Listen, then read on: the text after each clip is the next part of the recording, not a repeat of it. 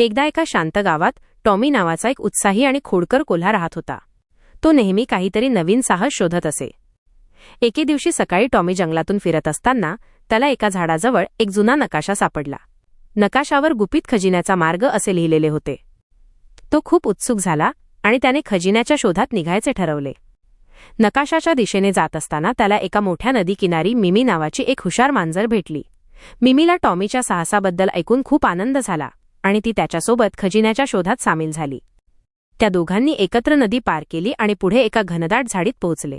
तिथे त्यांना बंटी नावाचा एक शक्तिशाली अस्वल भेटला, जो एका मोठ्या मधमाशांच्या पोळ्याचे रक्षण करत होता. त्यांच्या विनंतीवरून बंटीने त्यांना खजिन्याच्या ठिकाणी जाण्याचा मार्ग दाखवला. शेवटी टॉमी, मिमी आणि बंटी एका प्राचीन मंदिराच्या दारात पोहोचले. तिथे त्यांना खजिना मिळाला नाही, पण त्याऐवजी त्यांना एक मोठे पुस्तक मिळाले, ज्यात निसर्गाची रहस्ये आणि जुन्या कथा लिहिलेल्या होत्या. त्यांना कळून चुकले की खरा खजिना हा ज्ञानाचा आणि अनुभवांचा असतो. त्यांनी एकत्र बसून ते पुस्तक वाचले आणि त्यातील ज्ञान सर्वांसोबत वाटून घेतले.